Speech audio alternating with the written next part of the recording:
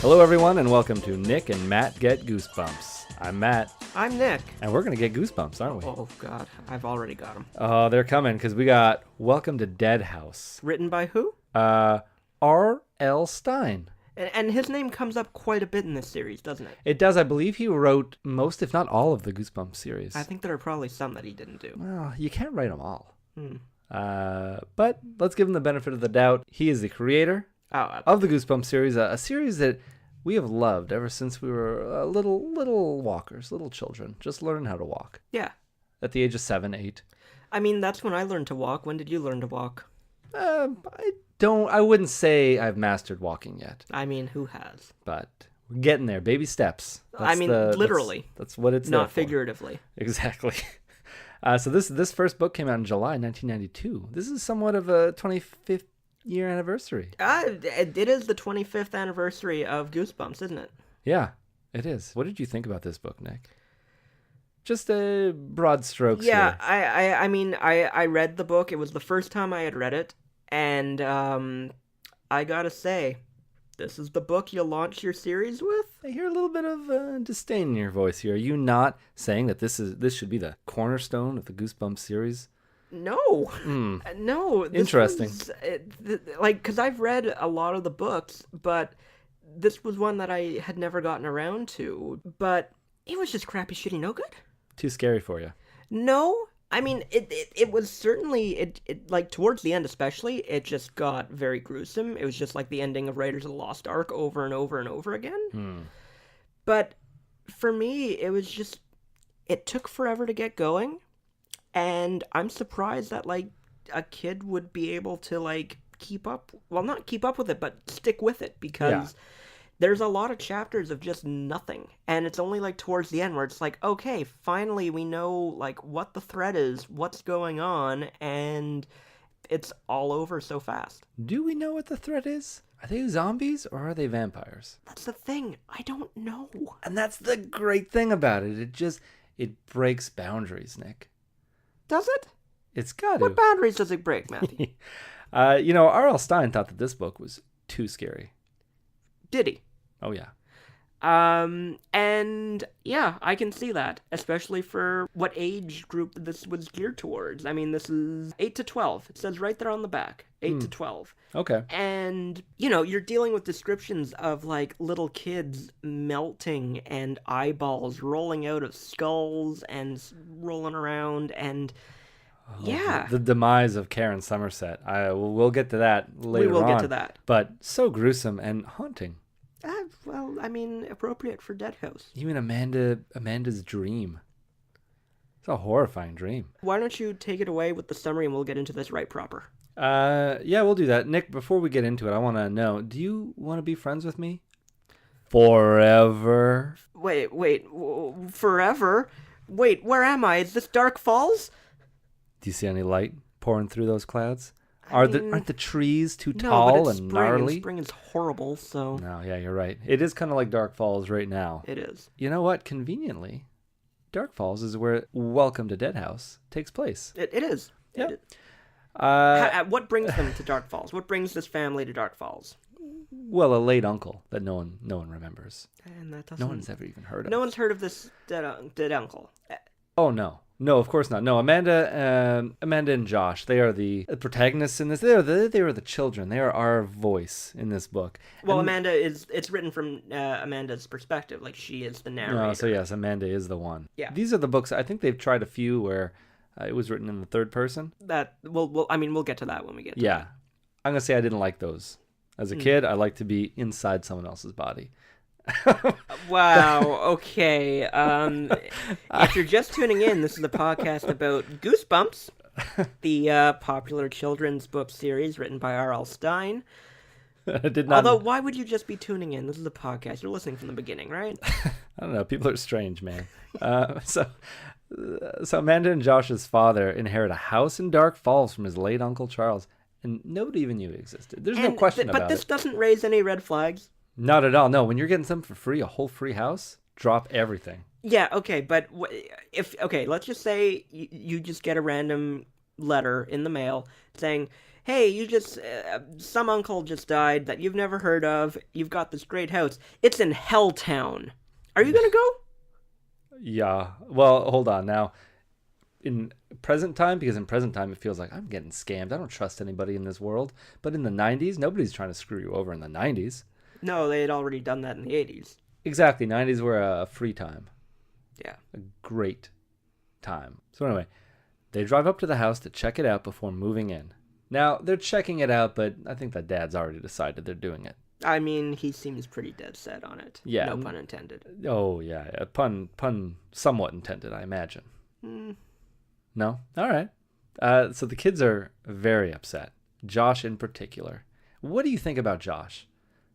I believe... He's the whiny younger brother. Yeah, he is... Well, I know he's the whiny younger brother. He, like, you know... He's a little kid. Like, he's just, I don't want to, I'm done. I don't want to do this. This is dumb. Yeah. I'm going to go play with my dog. You know, Amanda's 1 year older and so much more mature. She's, I don't, yeah. A 12-year-old? What about 12-year-old? I don't know. It just seems like, you know, all these 12-year-olds are so mature, and it's like, you're 12. Well, somebody has to take charge, or else it's just going to be a book about people playing with Polly Pockets. No, we want her to go out and do things. So she's got to be a little more mature, and she's more mature than guys. So, Josh is the younger brother. Yes, you got it. Yeah, you got it, dude. I read this book. Yep. He's being a real jerk. I mean, that is one word to describe him. Yeah. And I think that's a running theme in like all of the books, is that the younger sibling is always some kind of jerk. Yeah. All the like even I don't remember if there are older siblings, but whenever there's siblings, yeah, the main character, like usually from their perspective, it's like, oh man, and then my annoying brother/sister who's just like acting up, being a little shit, and it's just yeah. Some of them even run the story. We had the Cuckoo Clock of Doom. It was all about the annoying younger sister. Yeah. Like that's the reason. That was his motivation. Yeah. And the whole anyway, we'll it's a very common theme. They get out of the car. The family dog. Now, this Petey. is very important. Petey. Very important because Petey is kind of a magical animal. No, because, and I have this written down. Yeah? Petey, dog. Dogs always know when ghosts are around. Yeah. Conveniently. Well, no, I mean, that's, you know, they always say the dogs are the first to know. And the dogs are the first to go. And boy, how does that happen in this one, too? This is a book where the dog dies. And they kind of gloss over it. But really, that dog is dead and it doesn't come back. They lose that dog. Yeah. Dead as a dog, so they say. And I think after this book, R.L.Stine didn't want to kill animals anymore. I don't think he really killed anybody after this. Well, I mean, wasn't there the barking ghost like that? Yeah, but that dog was already dead. He wrote a book after that dog had already died. Okay. Yeah. Okay. Still a tormented soul. Sure, okay, but again, we'll get to that one. Will we? Anyway, the dog is starting to bark and growl at Mr. Dawes now. Compton Dawes. Straight out of Compton. He's the real estate agent. Yeah. The 30-year-old real estate agent. Man, I've done We've done nothing with our lives. I've made some mistakes in my life because 31 years old and I'm reading a book for 8-year-olds. And there's a character in one of these books who's a real estate agent. And drives a fancy car. Oh, so fancy. He's got crinkly blue eyes, too. Now, how are eyes crinkly? I don't know. That really made me think he was an old man. And I think in the show he was pretty old. In the show, he's an old man. He's not 30. No, not at all. No. Maybe that's just what 12-year-olds think a 30-year-old looks like. Yeah. That's depressing. But the dog starts barking at him insistently, and the family says, oh, he never does this. Petey never does this. That's not a warning, though. Did you notice on page 6, I have written here, just a question, Amanda hot for Dawes? Because at one point, she's like, he's kind of cute for an older guy. Or something. Whoa. Okay, you look that up. I want to see if that's an actual line that R.L.Stine wrote. A 12-year-old kind of moving in on the... Oh, yeah. He winked at me. He had a cute dimple in his chin when he smiled. Oh man, I mean that could be played off as a little innocent, but I mean she's right around that age. She's gonna like older guys. Oh. All right, let's move on from this. The family explores the house, but Josh stays outside because he's a little jerk. With the dog, Amanda loves the size of her new room. She's already picked it out. Now, did you take note that she is super stoked because it's big enough for a computer? I sure did. Computers were pretty big in the 90s. They were pretty big, but I mean, who had a computer in 1992, first of all? And also, she got her own computer in 1992? Now, I need to point out that this family is stinking rich now because they just inherited a house. Yeah. The father sold the other house. He is so rich, he's not even going to work anymore. He's going to focus on his writing career. Do you think R.L.Stine is the father in this story? I think you write about what you know. Right. And I think he must have inherited this must have actually happened to him. Yeah, I think he might, at that time, maybe he was unable to tuck his own shirt into his pants. It just kept popping up. I got a little bit of a gut. Sure. Like the father here. Yeah, no, I know where you're going with that. They were very descriptive on his gut. Yeah. Big enough for a computer, man. Big enough for a computer. We never hear about the computer later. I thought the computer would play a big role in this book, but no computer for her. Now, right away, straight off the bat, Amanda sees this boy standing in her doorway. He disappears. And you know what? She's cool with it. She plays it off as just her imagination. When have you ever, Nick, seen a figure and then so calmly just decided that you just saw something? Well, this one time. Yeah. Yeah. Are 12-year-old imaginations so wild that this kind of stuff can happen? Maybe in the 90s. Maybe. Not now. Yeah. I mean, it happens a few more times in this book, which really makes me wonder if Amanda's got some sort of crippling insanity. No, I mean, I think, kids have an overactive imagination. I think that's what... It's not just her imagination. No. So now Amanda goes to find her brother, but he's nowhere to be seen. She flips out. He's run away again. Yeah. Damn it, Josh. Ran away with the dog. Yeah. They go out looking. Mr. Dawes goes out with them. Very friendly real estate agent. Yeah. He pulls a cowboy hat out of his trunk. Because Mr. Dawes is a cowboy. He just rolls that way. That's he is an urban cowboy. Yeah. Now they make mention to slapping his wife. What? That's what he does in the. That's what he does in Urban Cowboy. I've never seen it. No, I know. It gets real dark, like halfway through. Kind of like this book. Yeah, he's riding a bull at some point, and then I think his girlfriend tells him it's time to go home, and he just slaps her silly. Kind of serious, and then it moves on. Then he just goes back to riding bulls. God, the 70s. It was very explicit that Dawes pulls that cowboy hat out to shield him from the sun. Yeah. Because I guess sun sometimes pokes out of Dark Falls. Doesn't really live up to its name. It seems it's just perpetual cloud cover, but you can't take any chances. Yeah. Never take chances. Always carry a cowboy hat. Yeah. They find Josh running in a graveyard. Of course they do. Of course they do. In Dark Falls, frolicking. I imagine it's just like the biggest thing. Yeah. Graveyard in every block. Oh, you live in the graveyard. Frolic in there. Well, you don't live in a graveyard, Nick. Well, no, but, people are dying to get in. Yes. Hello. That's true. Amanda thinks he's running away from something. Something's chasing him. Oh, man, chapter break. Yeah. And this is, it happens a lot in this book, and I know it happens a lot in all the other ones. Like, it's a cliffhanger to get to the next chapter. Gets your heart beating. Yeah. But it's flowing. just like, oh, no, that person grabbing you from behind it's your shitty brother. It's your friend. It's nothing. Yeah. It's not exciting. It's just like, oh God, come on, let's just get on with it. And this is part of maybe what makes me think that Amanda has some serious problems here, because she freaks out. She's like, oh my God, he's running. Who's he running from? What's happening? Very quick to react. Very quick to react. Very quick to just freak out without using her mind. And then right away, she's like, oh, no, he's just chasing the dog. Yeah.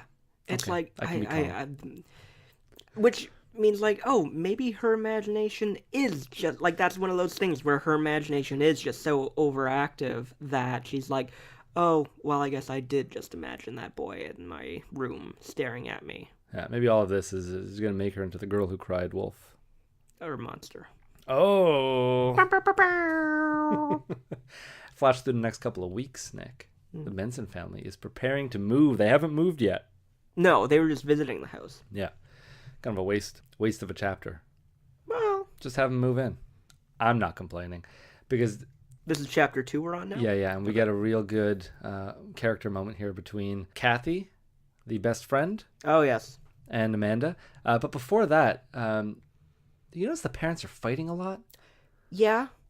And the mom seems really irritated with everything. I have it written down that she's just hell-bent on killing Josh.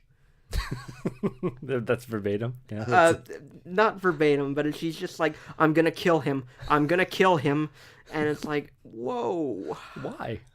Because he's being a little shit. Okay. I like what I wrote down is the bacon. Was it too crispy? Or not crispy enough? Okay, no, you're on chapter 3.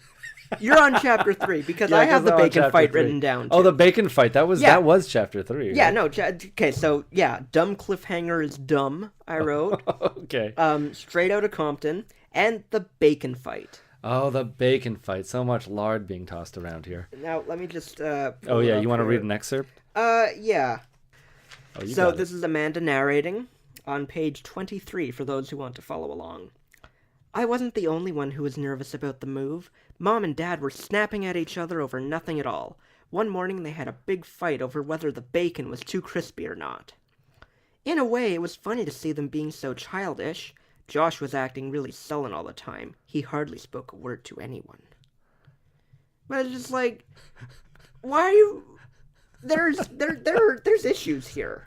And I think that might actually tie into something I want to talk about for our next episode. Okay. It's like there seems to be a lot of friction in the relationship between the parents. Yeah. In these books, there's always, I don't know if that was a tactic that Stine used, so like kids could relate. Because I mean, the '90s, like it was really not the first time, but it's just like, more often than not, you'd meet kids who had, parents living like divorced parents. Yeah. So maybe it was a way like, hey kids, stuff not going great, here you go. Like, I don't know. Hey kids, it doesn't get any better. Don't get along with your sibling, you're not going to get along with your spouse when you're older either. Oh, Jesus. No, but you know what I'm trying to say. Like, it's just one of those underlying things that, like, it might be a kid can relate to it. Sure, I get that.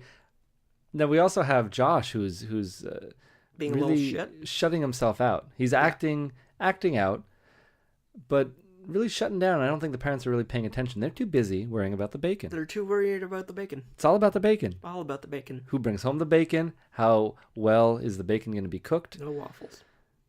God, no. Not yet. They don't have the money for the waffles. No. They'll get it, though. They'll get it when they sell the house. Yes, exactly. And then we'll get a computer for everybody. A computer in every room. Oh, $5,000 computers. $5,000 computer, 500 megabytes of hard drive. Oh, man, floppy disk space. Oh. It's all there. What I really love, well, I don't love it. I kind of find it sad, but it's how Amanda is finding joy in her parents' marital breakdown. Because you even just read it there. Like, Amanda thought it was kind of funny. Yeah. It's like she's soaking it in. Not a care in the world. Except when she has to shed a couple of tears in front of Kathy because they are breaking up as best friends. Yeah, I wrote, Amanda and Kathy are never seeing each other again. No, likely not. Only in their dreams. They're like, we're going to visit and we're going to have birthdays together and we'll make sure that we're never alone. It's like, yeah, that's what I said to my mom. I live in the same city as some people. Jesus Christ. I'm kidding. I know you are, but it's just... No, but I mean, like, No, I've said after that to high best friends school, before. It's like, oh yeah, we'll stay in touch. You're still in the same city, and you never see these people again. Yeah, exactly. Like, if you're 500 miles away. Yeah, I've never met a friend who I'd travel that far to see. Yeah. That's kind of sad, too. We're sad people, Matthew. Maybe meet halfway, but after a while. You'll find new friends. Yeah. She's going to find new friends. Everyone's going to move on. Yeah, and they'll be friends forever. Forever. And ever and ever. Now, Amanda is very surprised that her and Kathy are friends because they couldn't be more different. How so?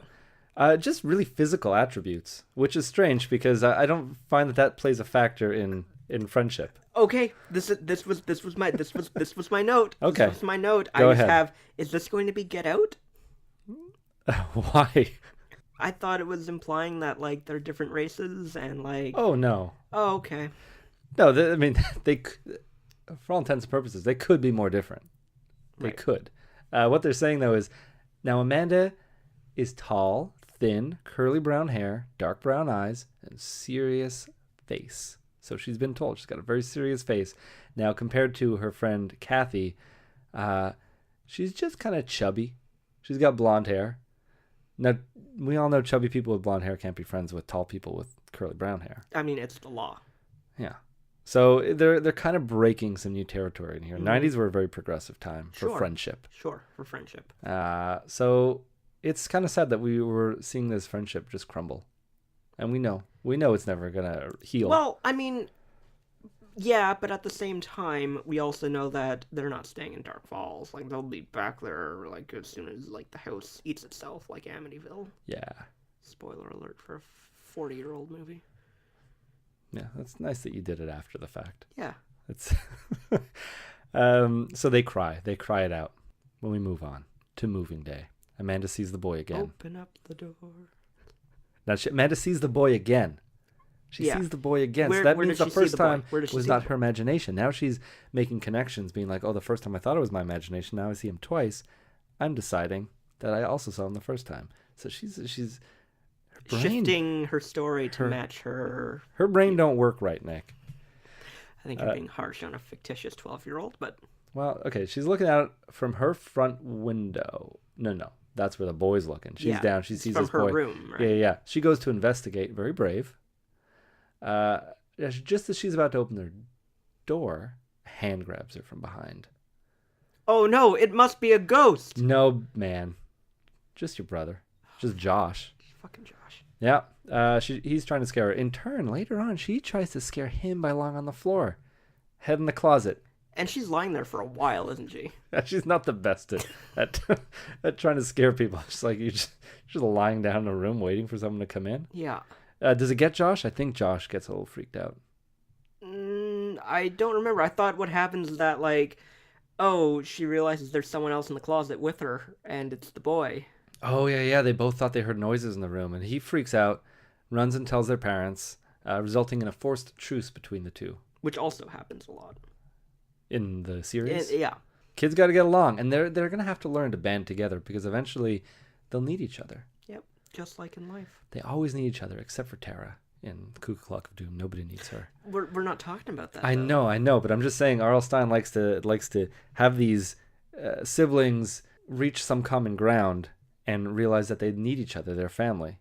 Mm-hmm. But Tara never gets that redemption. No, he'll go back for her eventually. Maybe. Feels like it. One day. So Amanda, first night, has trouble sleeping. She counts by twos. You remember that? Remember not being able to fall asleep and counting by twos? To like 350? Yeah. 351. No, I was doing it wrong. 352. Or am I thinking of That's why our I couldn't next fall episode? Asleep. I have no idea, man. I don't know what you're talking about. So she's counting, is she? Yeah, she's counting. By twos, falls asleep, only to wake up hours later, freezing and hearing whispers. Her curtains are billowing. Yeah, I like that. The atmosphere. Curtains are billowing, and she gets up to shut the window, and she discovers on it wasn't even open. The curtains are just blowing? It's blowing. So does this house have central air? I doubt it. Okay, so does it have like sort of heating? But it's the summer, right? They don't. It is the summer, but the strange thing about it is there's a bunch of dead leaves all over the front yard. So it's summer, but it's fall? Dark Falls. Dark Falls sounds like the place to be. Yeah, it does. For someone who doesn't like lighting. Yeah. Like yourself. Yeah. It does sound pretty amazing. Amanda doesn't think too much about this. She goes back to sleep. This is when she has that terrible dream. This is the dream I was telling you about. Do you remember it? You don't. Her family's dead. Oh, right. Now her family is dead, sitting around the dinner table with bare skulls under their hair. They still have their hair. Right. There's bits of flesh clinging to their faces. Yep. This is where. Yep. And empty eye sockets, and they're just sitting there, eating bones. They're eating small bones, like little bird bones, with a platter of larger human-looking bones. And this is I think the last time we'll see Amanda is in a dream. Because Amanda, her old no sorry, yeah, your eyes like widened up. It's like, did I miss something? Like is this Inception? No, this is the last time we see Kathy. So Kathy is banging on the front door, saying like, let me in. And Amanda wants to tell her she can't come to the door because she's dead, but she's unable to move from her seat. That's terrifying. She's a skeleton. Well, because she's a skeleton. Yeah, she herself sleep is a skeleton. paralysis like that is. Yeah, and like, what does this dream mean? What does it mean, Nick? I think you're in Dead House. Yeah, I think so too. Horrifying though. Just to imagine your bits of flesh clinging to your family's skeletons, and they're eating a bunch of bones, and some of them are human. And and it's like you got Kathy knocking on the door. Mm-hmm. She's probably still a thing of the flesh, and if her family sees Kathy's sweet, supple flesh, they're going after her. And they're going to eat those bones. She's chubby, so man, it's like more meat on them bones. Yeah. And they don't care. They'll eat the bones. They're ogres. They're eating the bones. Get in my belly. There you go. So that's a horrifying dream. I'm sorry, Amanda, that you had to go through that. She wakes up, finds the curtains billowing again. It's the least of her worries. Mm-hmm. Dad later on thinks it's just a leak. He's going to take care of it when he can, but we know how dads are. It's never now. But this dad just has nothing but time. That's the thing. He's got nothing but time. He just made a bundle selling his other house. He's supposed to be working. No, they haven't sold it yet. Oh, they haven't sold it yet. That's why they're able to go back at the end. Well, this just seems like poor planning. Mm-hmm. They've moved all their stuff. They haven't even sold their other house. Well, they don't have to. This was free. It's not like they just have to wait for the bucks to roll in. Yeah. Okay. And meanwhile, he can work on his novella. What do you think he's writing? What is his dad into? Travel. Just travel books. Just Harlequin. And then I went to the Rotunda, and it was satisfactory. I thought it was more like he's writing Harlequin romances. Oh God. That's why they're having fights over bacon. Yeah. It's like, what? I needed to know what it felt like so that I could write about it. God damn it, Harold. Not everything is an experience. Oh. Sometimes bacon is just bacon, Harold. Anyway, the parents have a lot of unpacking to do. Emotionally as well. There's going to be a lot of that going on. Yeah. So they tell the kids, get out of the house. Go take a hike, you hosers. Get out of here. Hey, you don't want to be here for this. Yeah, walks are dumb. Yeah, Josh hates walks. That's why he's such a chubster. Yeah, no. Yeah. Actually, he's not, though. He's tall and thin. He looks just like Amanda. But I wrote, walks are dumb, kicking a rock. You agree. And, okay, let's just say right here, we're at page 53. We're almost halfway through the book. There's a lot of character development, Nick. Does that count for nothing? Not in a Goosebumps book. What other books are we going to learn that the father has trouble keeping his shirt tucked into his pants? None. But this is my point. We're almost halfway through the book. Yeah. The book is 123 pages long, so we're just shy of 7 pages of being halfway through the book, and nothing has happened. Oh, she's seen a ghost in a window. She thinks she's seeing people. Yeah, well, he hasn't gotten his stride yet, R.L.Stine. That's why I'm being forgiving of this. Yeah. But it's just somebody throw a pie already. I think it was just the promise that something scary is going to happen. And if ever you find yourself getting a little bored, just look back to that cover and be like, man, something's coming. There's this freaky dude throwing a log in the fire or doing something. You're just looking out the window, man. Looking out the window. Sure. Is that supposed to be the kid? Oh, maybe. Maybe it's Mr. Dawes. Oh, God. I don't think so, because this is an old person. Yeah. Hey, we didn't talk about the cover. We'll talk about the cover. Talk about the cover after. After. In the future, maybe we'll be upfront about it. Josh doesn't want to go originally. He wants his bike. He wants his baseball. He wants the world. handed to him on a silver platter. The world is not enough. Never enough for Josh. Nothing's ever enough for Josh. Amanda goes to get changed, but stops in her tracks. Dead in her tracks, Nick. Dead in her tracks? Dead. When she sees a young girl standing at the top of the stairs, smiling, but smiling coldly down at her. How does one smile coldly? It's probably like a smug smile. Okay. You know? Like in Clueless. It's been a while. The way Cher would smile at her half-brother. Let's move on. Welcome to Dead House. I'm just trying to explain to you what a cold smile is. Yeah, I don't know exactly what moved it is. on already. All right, so cold smile is happening. She calls over her father, but the girl disappears. And then Papa just says, probably just a pile of clothes, Amanda. Yeah, because piles of clothes look exactly like people, little girls. Yeah, I mean, like Amanda, he's basically saying, Amanda, I don't care about what you got going on. I got my own stuff to worry about. I've got to write about Tacoma. Tacoma. That's where he travels to. He doesn't travel like out of the country. No. I gotta write about that gas station we picked up some cold medicine at. 29 cents a liter. Oh no, I'm sorry. It's gallons down there, huh? Yeah. Yeah. So Amanda is skeptical about this, but pretty easy to be like, does she move past it. No, those are just clothes. Yeah, and she's able to decide it too. In a pile. Yeah, she decides it. She's like, I decide it was just a pile of clothes. I decide my own life. Once outside, Josh admits something. He had a nightmare too. What was it about? Just boys in his room being mean and laughing. That wasn't a nightmare. That was your dad and... Oh. He got off light. There's just boys in his room being mean and laughing at him. This this says a lot about Josh, though. That he dreams of boys? No, just like he doesn't fit in, and he's right. He's acting up all the time. Well, I mean, because it's tough to be a new kid in a new town. Yeah. I mean, Amanda's dreams are all about inclusion. Like, she doesn't want to be included in this skeletal feast, but she has no choice. Meanwhile, Josh is craving acceptance. Yeah, Josh would sink his teeth into some human bones if someone would just ask him. He would do anything for love, but he won't do that. Well, to each their own. Anyway, it's a ghost town out there. Heyo! The kids run into a Ray Thurston. Ray Thurston. Oh, yeah. Wasn't he one of the castaways on Gilligan's Island? Man, I don't know. Ray Thurston? Sure. Same Ray? Moving on. Sweet Ray, whom Petey freaks out over as well. Yeah, there you go. You got it. Amanda thinks Ray is the boy she's been seeing in her house and reveals... so she says that. You meet a guy and then you tell him, I think I've been seeing you in my house. Yeah.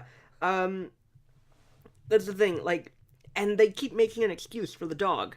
Being like, oh, he's never done this before. And it's like, yes, he has. You saw him do it not like a day ago when Mr. Dawes showed up. He was barking and barking at the dog. It's like, yeah, he's kind of been doing that this entire time, guys. Pay attention to him. It's a good thing they never owned Lassie. A lot of little girls would drown in a well. Yeah, they'd just be like, oh, he's shush. Shush. Shut that damn dog up. Well, he's foaming at the mouth. Oh. Amanda confesses that to Ray. And then Ray, in turn, says, oh, I used to live in that house, too. So it must just be you're just seeing me from, like, years ago. Yeah. Or however long it's supposed to be. It's some residual Ray. Yeah. Yeah, and that's not supernatural at all. No, not at all. Amanda then says, it's really dead around here. And Ray laughs. Hey-o. Yeah, Ray laughs it up because he knows. He knows. You know why? Because he's the Watcher. Because he's dead. Isn't he also the Watcher? He sure is, but That's his official title. Yeah. He doesn't open with it. He likes to watch. He's 12 years old, I remind you. Yep. Well, I mean... He's been 12 years old for, like, how long at that point? Yeah. Well, if you die at 12, you're still going to be attracted to 12-year-olds. Wow, I'm not even going there. Okay. Whoa. I don't know what you're going for. Just that he watches everything. Okay, well, you need to be clearer so I don't incriminate myself. They meet up with other neighborhood kids, about 10 to be exact. Actually, saying about doesn't make it exact, does it? No. On their way to the park, Petey barks at all of them. Poor Petey's vocal cords. Petey must Dogs be don't having a have mental vocal cords. breakdown. Dude, because dogs... it's just like, oh my god, all these ghosts, humans, pay the fuck attention. Yeah, he's like, my family is gonna die because none of you guys are listening to me. But Petey, come on, your barking is clearly not working. Do something else. Yeah. Try urinating. Juggle. Tap dance. Do something else uncharacteristic. Like, really, you can stand on your hind legs. That would be a far freakier thing to do. Mm-hmm. Do that. Karen Somerset, one of the neighborhood kids, tells Amanda that she used to live in the house too. Okay. And at what point is Amanda going to think, like, gee, when the hell did you all live in this house? Yeah. Every family in this town took turns living in this house? Yeah. It's a flop house. That's the thing. It's like, it's not a red flag that, like, all these children at some point remember, like, you know? Yeah. At the very least, there's got to be some kind of structural problem with the house to have everyone move out of it. Termites. Tell your dad. Bed bugs. Hey, Dad, don't invest a lot of money into this. Hang on. Kid. I got the Potomac. It's polluted. The what? The Potomac River in Washington, D.C. Next to the rotunda. This is what we were talking about in the preview cast. There's going to be a lot of stuff that I don't understand what Nick's saying. I just made a reference to him being a travel writer and that he was talking about the rotunda. Okay, but you gave him an accent this time. He didn't have an accent the first two times. Okay, so he's talking about the rotunda. Whatever. Listen, man, we're talking about Karen Somerset. Everything else needs to drop for a second, because Karen... Okay. I'm sorry. I'll be good. Karen Somerset, neighborhood girl, the description I gave her. Okay. That's all the description I wrote down. Yeah, the incredible melting girl. Yeah, terrifying, man. Amanda's freaked out because the kids have formed a circle around her. Google and Josh. Gobble, we accept you. One of us. One of us. And they're closing in. Josh doesn't notice. Josh doesn't. He's just like, people, friends, acceptance. No, he's dealing with Petey. He's like, shut up, Petey. Stop barking. Stop barking. Petey's like, I'm barking because these kids are going to murder you. Look up. Just for the love of God, Josh. I can't look up, but you can. I'm already dead, Josh. Just look up. Save your own life. Swing away, Meryl. Yeah. Mr. Dawes appears, though. Hello. Compton. Mr. Compton Dawes. Do you imagine him with the sweet southern accent? Nope. Compton Dawes. Nope. No? He appears and asks the group, what y'all up to? Is Matthew McConaughey Compton Dawes? Break up this strange circle. Mm-hmm. Dawes then says, and I wrote in quotes, when they say they're about to play softball, good deal. Good deal. He says good deal. So yeah, he's definitely a southern gentleman. They play softball. It's lots of fun. But they strangely have to stop when the sun begins to shine too much. You'd think that would be a good time to play, but not for the children of Dark Falls. No. What chapter are we at? You think I write chapters, man? I just go with it. But we're getting real close to the end because Petey is just about to run away. Right. He's had it with his family. He's like, you know what? I'd be better off my own. This is a family of morons. Yeah. I mean, it doesn't really work out for Petey, but... No. Petey had to be a martyr. Did you have anything to catch up to where I am? I just had one thing. Yeah. I wanted to know what time it was. You're a stickler for exacts, aren't you? Yeah, and also, just one thing that I question... Stine describes one of the children, or it might be Dawes, as wearing a long-sleeved t-shirt. Isn't that just a shirt?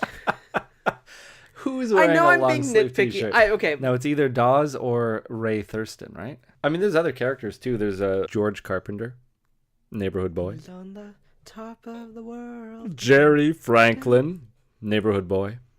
I don't know any Benjamin Franklin songs. Over the next few days, they all hang out together. Amanda got used to the sounds of whispers in her room. The end. Yeah, I mean, she's just basically living on the island from Lost. Yeah, that's cool. Yeah. She doesn't need a lot to accept. Mm-hmm. No, not really. There's a little more to it. One day, while playing in the park with the other kids, Petey gets loose from his leash, runs away. Where does he run to? Could it be where he ran to the first time? It could be. But they don't bother to check? Not right away, man. No. What's wrong with these kids? They run home. They act smart. Oh, but they're not. But, like, they pretend they're smart, but they act real dumb. Yeah. And you think, for someone like Josh, Petey is Josh's whole life. Yeah. And he doesn't... A boy's best friend is his dog. Yep. But I think Petey's had it. Petey has had it with all of them. He's just like, screw you guys, I'm going home. And by home, I mean doggy heaven. Doggy hell, even. It's better than what he's living through. The Bensons can suck it. Wow. That's what he says. Dogs are vulgar, especially Petey. Yeah. So Amanda and Josh, they go crying. They're crying at home. They're like, Petey ran away. Petey ran away. What are we gonna find do? Him. It's a small town. We gotta call the police. We gotta put up signs. Call the police. Call the police. Call the police. But no, the parents' answer to this is like, well, that's real sad, but we're going to a potluck party tonight. Yeah, so fuck you, kids. Aren't you happy we're not fighting about the fucking bacon? Yeah, you're on your own. Just here, take this halogen flashlight. Yeah, just in case that'll come in handy in this house with electricity. Yeah, they really made a point to say it was halogen. Yep. Because, this is very progressive in technology. Computer, room big enough for a computer, and now halogen flashlight. They're high living. They're setting the pace. Yep. So the parents are going to that potluck party. They don't care. No. Yeah, they don't. There's gonna be wine. Yeah. That was this potluck party to celebrate the father's writing career. And or then is this just the Washington Monument. There's a spiral staircase. If you go up to the top, there you can see the capstone. It says it's for everybody. This is a way to not be invited to any more potluck parties. On their way, the children decide they're going to look at the cemetery. Smart.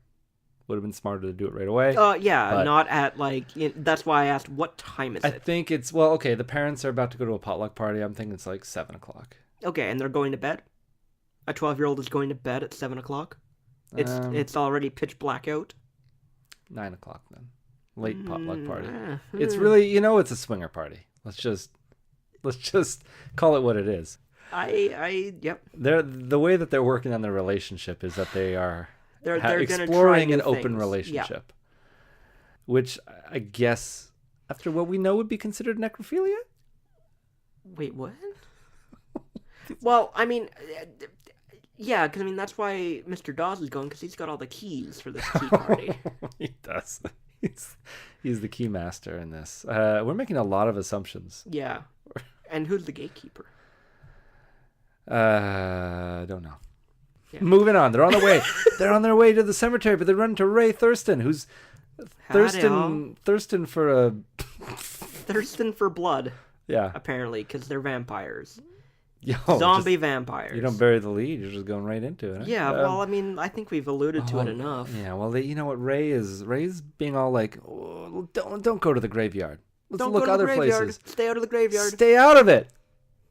They don't, though. They do anyway. They go. They find a strange amphitheater. Now, okay, and I made a note here. Yeah. Because she asks, what kind of cemetery would have a theater in it? There's a theater in Los Angeles, the Hollywood Forever. Okay. And it's where everyone is buried, like all the big stars. And they will have movie screenings there. On the side of one of the mausoleums, and they'll show movies, and it's like a picnic ordeal. Picnic in the graveyard. Yeah. Well, not you don't no food, but it's just you bring a deck chair, you sit there, and they'll show movies in the graveyard. Okay. Just a fun fact. That's a creepy thing to do, but people do creepier things. People do grave rubbing. It's L.A. What is it? Grave rubbing? You rub up against graves? That's not what I'm talking about. What's that thing where you go and you etch a grave, the tombstone etching? I think it's just making a rubbing. Making a rubbing? I'm going to go rub up against some tombstones. Yeah, rubbing up against tombstones is something completely different. On my tombstone, I would like it to be written, "Don't rub up against me." And I'll be there rubbing up against it every day. You think you'll be alive? So they do find Petey here. But what's wrong with Petey? Petey stinks. Oh, he smells like rotten chicken. Yeah, and he does not seem to acknowledge them. He just stares at them coldly and trots away. Yeah. Amanda goes after him, and she stumbles across tombstones. Tombstones, who'd have thunk? In a graveyard? Yeah. I wouldn't. Now, these are not celebrity tombstones. No. This isn't L.A. This is Dark Falls. Yeah, and so the amphitheater they use it for town meetings, which is strange. But these tombstones, they've got names on it like...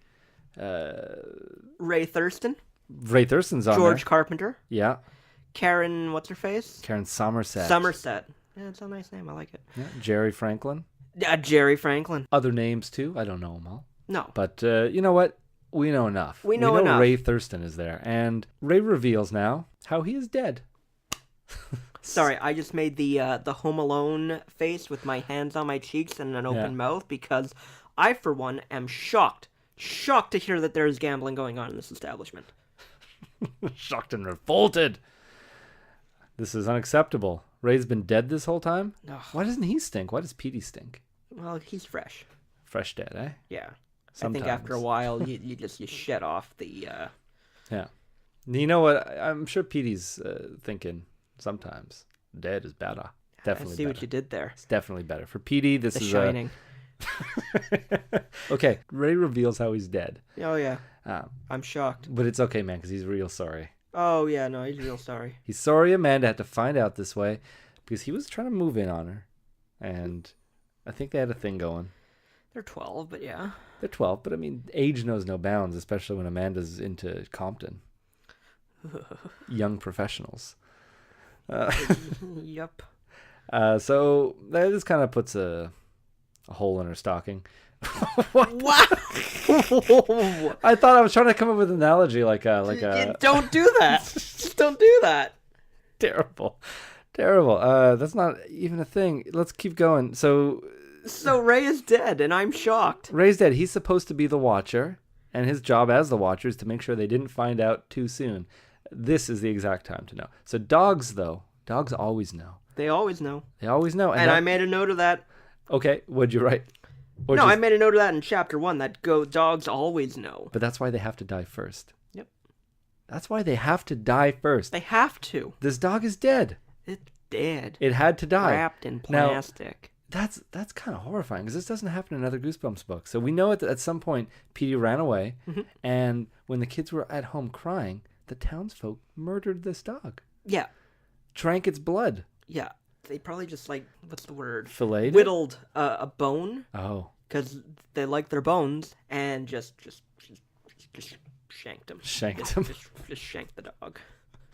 Yeah. Poor Petey. Poor Petey. Should have called the police. So the dogs have to die first, and the dog died first. They need fresh blood, and that's why they invited them to live in the dead house. Yeah. So, and now it's revealed suddenly that the dead house is where the new families go, and they are then harvested. Yeah, their then blood join is their harvested. ranks, and then a new family moves. It's like the house is like a way station, basically. Yeah, and they only need it once a year. Yeah. One family can feed a whole town's worth of people for 1 year. That doesn't sound right. I think the human body has a lot of blood, but I don't think it's enough to sustain a town. Yeah, and if that town keeps growing, yeah, because you're constantly taking in new families, all of a sudden you're going to have 4 new people to feed. Mm-hmm. I think it would be smarter at a certain point you put a cutoff, and you just start killing, taking the blood. Of anybody. Yeah, chuck the bodies somewhere else. Yeah. You don't need to grow. You're not trying to form an undead army. No. You're just trying to have a quiet life for yourself. Yeah. So they are zombies, or they're that vampires. Need blood and can't go in the sun. Why can't they go in the sun, Matthew? Why not? Because they... No, because when the sun hits them, they melt. Oh, that's true. We were getting to that. And well, also, see, I was setting you up because light... I think we're at the end of the book. We are really there, yeah. Because Josh runs up to Amanda just in time to shine the halogen light in Ray's face, melting his skin and making his whole face droop down and fall off the bone like in Raiders. There you go. Like in Raiders. Of the Lost Ark. So this halogen light melts everything off of his bone like some very well-cooked prime rib. Very descriptive. Very descriptive. Very descriptive. The eyes roll out of the skull, leaving just a chattering skull. Yeah. Yeah, make that gnashing sound. Oh, man. Ray fell dead onto the ground, and the kids go running. I want to reflect on this a little bit. Mm-hmm. Not only is this just a dead person whose eyes rolled out and their skin fell off in chunks off of their skull and the hair wisped away. This is like a 12-year-old child that this has happened to. Mm-hmm. This is child death. Gruesome child death. Yeah, but they're already dead, so it's okay. They are, but I mean, for Amanda didn't know. Josh didn't know until he told him, and once he told him, it was okay for it to happen. Yeah, I guess, but you'd imagine it would look just like regular child death, some kind of horrible. Yeah, but then you're dealing with supernatural, so it's okay. Okay, and they had sinister motives, mm-hmm. So they rush home. No one's there, but Karen and the two other kids are waiting for them at the house. They think they're doomed, but there's a knock at the door. The kids think it's their parents for some reason. Why would they knock? At 2 a.m.? Yeah. You just come into the house if it's your house. It's your house. Turns out to be Mr. Dawes. Friendly neighborhood Compton. They trust in Dawes. Yeah, which I made a note, all caps, stranger danger. Yeah, never trust a 30-year-old. Don't get into his car at 2 a.m. Yeah, I know where your parents are. I saved them. I have them somewhere. They want to meet you. That's the first thing they tell you. Whenever that is one of the first things they tell you. I need to find my dog. Oh yeah, I have a box of puppies in my trunk. Want to come back to my place? I've got lollipops and videotapes. Wow. I don't know what video games. Well, some kids like videotapes.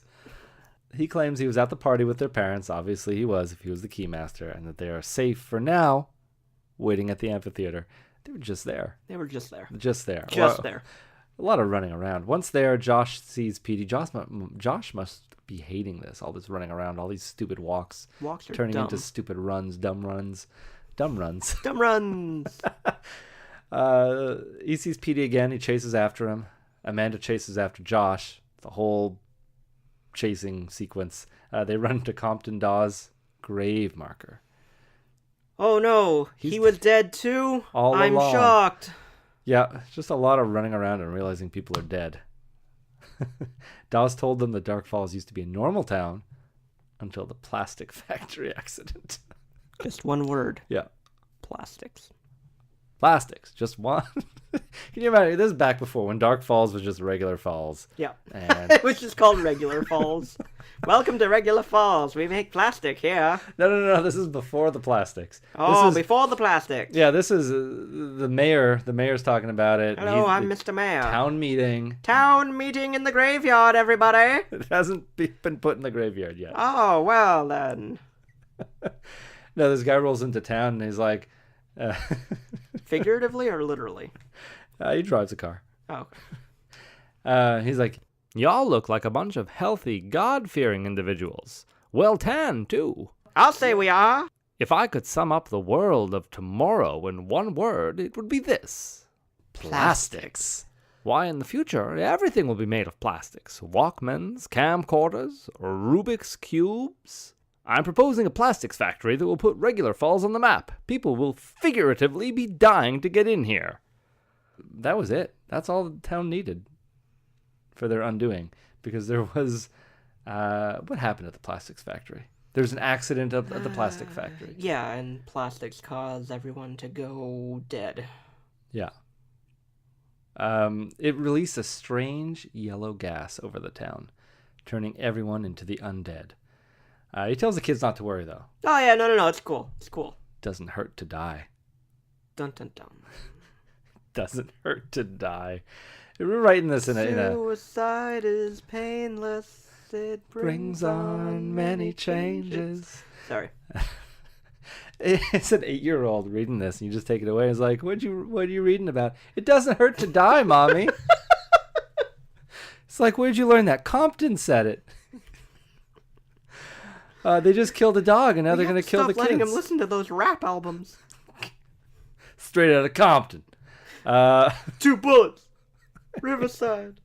I don't know. Riverside? I don't know. This is the Archie rap. No, that's Riverdale. No, I don't know. We all don't know what each other are talking about. So the flashlight is broken now. Oh no, how are they going to melt everybody? It hit the ground too hard. Halogens back in the day. But Josh just throws it at Dawes. Plastic. And it hits him in the head, makes a sickening crack sound.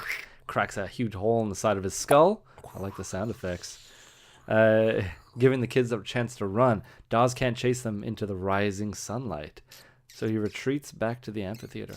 Very lucky that today is a day where the sun pokes through. Yeah. Very lucky. The kids, considering Dark Falls is perpetually dark. Yeah, except for a few little glimmers. The kids notice more of the undead appearing in the shadows and heading their way as well. There you go. And they find their parents tied up. Not that safe. Tied up. Mm-hmm. Surrounded by the entire town. Amanda comes up with a plan, though. She's a smart one. She's a proactive one. Yeah. She's gonna push a big tree down. They cannot tell a lie. They will knock down that tree. I wanted to say interrupt me here. I just wanted to say one thing. Yes. Are you familiar with the Omen films? Yes. Okay. So the third one. To a point. Okay. Well, in the third one, Never seen it. Okay. I'm familiar with the Omen film one. Okay. First one. There's a third one. Okay. It's Damien grown up. Damien is the son of the devil. And there's a point where he amasses his followers. Okay. And whenever they're talking about the amphitheater, I just kind of picture that, because it's kind of like a cavern amphitheater, like on a hillside with like a light going around. So that's what I was picturing when I was reading the book. Okay. Stop trying to shove your mental image into my head. Because I picture more of like a Shakespeare in the Park type of deal. But in the graveyard. Yours is probably a little cooler. No. It's got a light. Could be a helicopter. I really don't remember. Yeah. And I've seen that movie like twice. Whoa. A full 2 times? 200% more times than I've seen it. So they try to push this tree over? Yeah. And they do. Yeah. So, well, I mean, it has to be a dead tree, right? Everything's dead. Yeah, everything is dead in Dark Falls. But there's also that like superhuman strength when people are in need. You can lift a car 12. Off of a child. Yeah, she's 12, but anyway, they are successful, and the entire town of undead residents melts and disintegrates. Now this is when Karen dies, and I want to read a little piece of this because this is horrifying. Yeah. This is just, you go to page 120 if you want to read along. They're all clawing their way into the shade. First of all, they're scrambling because they know they're all going to die, clawing their way in. But it was too late. Their skin began to drop off their bones, and I stared open-mouthed. They crumbled to powder and dissolved to the ground, their clothes disintegrating along with them. The painful cries continued to ring out as the bodies fell apart. The skin melted away. The dry bones collapsed. I saw Karen Somerset staggering across the floor. I saw her hair fall to the ground in a heap, revealing the dark skull underneath. She cast a glance up at me, a longing look, a look of regret, and then her eyeballs rolled out of their sockets. And she opened her toothless mouth, and she cried, "Thank you, Amanda! Thank you!" and collapsed. Horrifying, Nick. This is fucking dark. Horrifying. But, like, if the whole book had been like that, I'd have enjoyed it a lot more. But this is all happening in, like, the last 10 pages. Yeah. Why is she thanking Amanda? Because she's finally at peace. But she could have put herself at peace by just stepping out into the light. No, because she's possessed by this evil of Dead House, Dark Falls, whatever. You're still making a lot of assumptions. I feel like this isn't my first rodeo. I'm familiar with, like, tropes and horror and stuff. So, like, all right. Well, this horrifying incident, I guess, kept the family together. Yeah, because no one's fighting about bacon anymore. Yeah. Maybe maybe at the party they realized that, like, maybe swinging wasn't the way to go if that's how each party's gonna end. Yeah, yeah, and they also realized they did it with a bunch of dead people. You know what R.L.Stine wasn't very descriptive about? What? The death, the second death of Petey. I wanted to know what a dog melting away would be like? All of his hair falling off in clumps. Probably the same thing. Yeah, but like just whining in pain. How is he going to say thank you? Are they all thankful, or is it just Karen that was a little nicer? All right, we'll move on. Leave it up to the imagination. Leave it up to the imagination. Now, it doesn't take long for the parents to arrange to move back to their old house. But you know what? It doesn't take a minute to do it. It should have been the first thing they do. They should have just left Dark Falls. But they go back home. They arrange for the movers to come and pack up their stuff. And then eventually they move back. Yep. And then as they're leaving, Amanda looks and sees another family roll up into the driveway. Yeah. And out of the corner of her eye, could it be Mr. Dawes standing there? First of all, of course it is. Yes, it's Mr. Dawes, Compton, Obviously all the way. It is. Obviously it is. Don't be an idiot. And, okay, so you're just gonna let this family go and die that way too? Of course she is. Like, ain't my problem. Yeah. So long, fuckers. Exactly. Now there's a lot to unpack in this last paragraph here, because I want to understand something here. Yeah. First of all, as far as they know, they've done away with the evil of Dark Falls. That's the thing. They Dark won. Falls They killed everybody. Theirs now. This is not Dark Falls anymore. Now No, this is Benson Falls. Okay, yeah. They could take anything they want. At least go house raiding. At least do some no stakes B&Es. Just take what you can. Take what you want. Do anything. You have this town is at your disposal. Yeah, you own it. Yeah. Worst case, that's it. The evil's done away with. But I can understand they've had some bad memories in Dark Falls. They'll just move back. Mm-hmm. Now, Amanda, before they leave, Amanda wants to get out of the car, and the family's okay with it. Yeah, they're like, get in the car. We are going. Yeah. And he's like, Amanda, hurry up. And it's like, I just want to stand in front of the house for a bit. And then so quickly does another family move in while she's still standing in the driveway. And the parents aren't like, don't go in the house. You'll die. Yeah, that's the dead house. Don't go in there. Stay out of it. You're not welcome. No, these two little ginger kids come running out. Oh, well, I mean, they already have no souls. Yeah, so. exactly. They're already dead. That's what Amanda says to them. You're like, who are you? And she's like, you're already dead. No, but Amanda does say to them, I used to live in this house. Just like all the ghosts did. Yeah, only she's not a ghost. Ghosts? Or is she a ghost? Is she a ghost? I don't think so. So instead, her family and her are just responsible for the murder of this new family. Yeah. Because well, nothing. Third degree or whatever. Yeah, but they did nothing. They didn't even warn them. No. She didn't even say good luck. Yeah. Or hand them the flashlight and be like, you're going to need this. Nothing. No, nothing. I'm surprised they didn't just burn the house down. Yeah. It's free. And they probably got insurance on it. Yeah. Now, how did Dawes... Did we specifically see Dawes fall apart, or did he escape? Is that why he's around? Maybe he escaped. So maybe he's starting over. He's going to continue. Yeah, but he's the only one left. Yeah, so it's going to feed... He's going to start taking in new people. Okay. You know, there was a sequel to this. There that was never made. That was never made. Yeah. Happy Holidays from Dead House? Yeah. Something like that. I'd like to think... We should have written that down. I'd like to think that was Mr. Dawes and his new posse. Okay, that could make sense. I could accept that ending if that were the case. Yeah. Let's move on. Yeah, well, that's the end of the book. We can't move on. That is the end of the book. That's all she wrote. So what are your thoughts on the book as a whole? You know, with the gore involved in it, the violence, I really started loving it. Towards the end, It gets there at the end, but it's not enough for me to redeem the book as a whole. Because the first half of it was a lot of... It's like, okay, come on, I understand. You guys don't like the light. Mm-hmm. Dog keeps running away. Dog kept running away. Josh, you're a jerk. Ugh.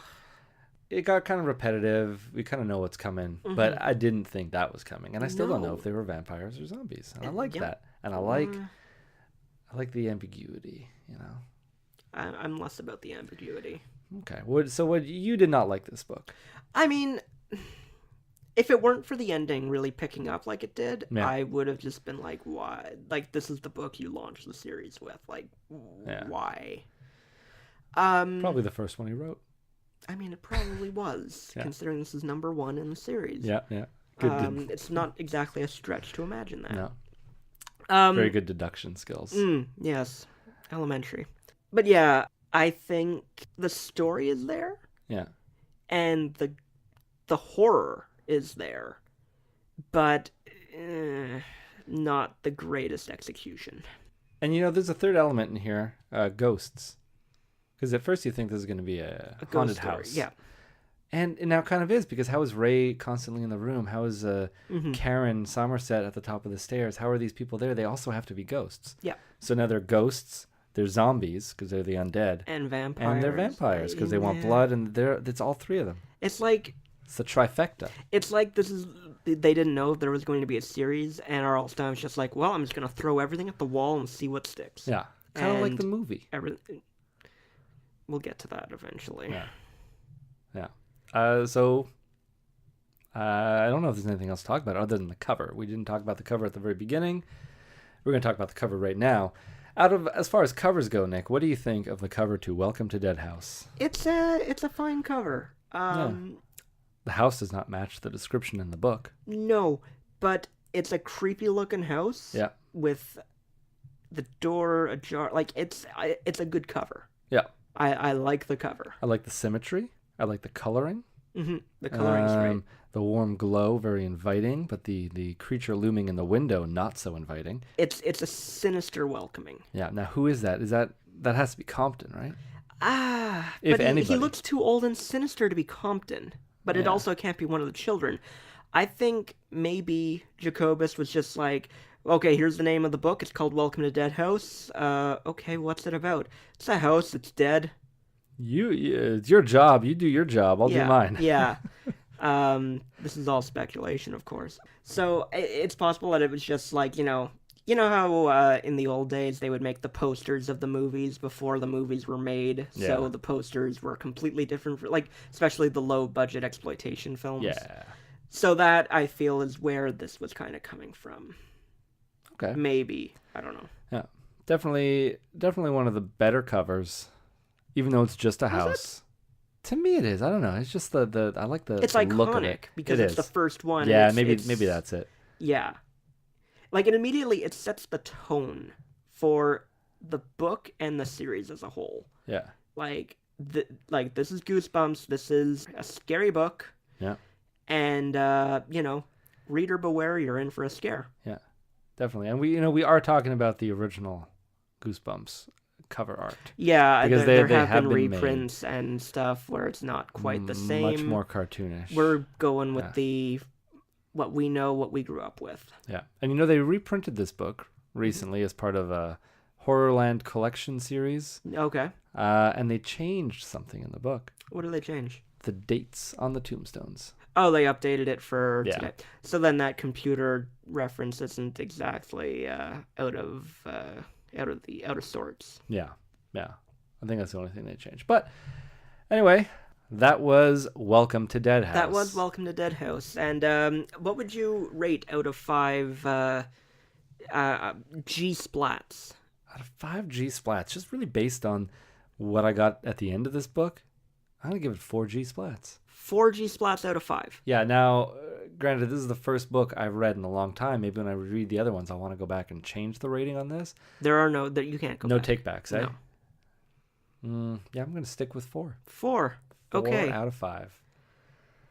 I'm going to give it 2. Jeez. It took way too long to get going. Yeah, you're a kid, you're on the move, you're on the go. You don't have time for this. That's why they had yogurt and tubes. And I guess that about wraps it up for Welcome to Dead House, book number 1 of Goosebumps. That's our first episode. And coming up next... what's coming up? Well, coming up next, live plants, dead people, stay out of the basement. Something's waiting in the dark. Sounds enthralling. It sure does. And until next time, everyone, I'm Nick. And I'm Matt. And we got goosebumps.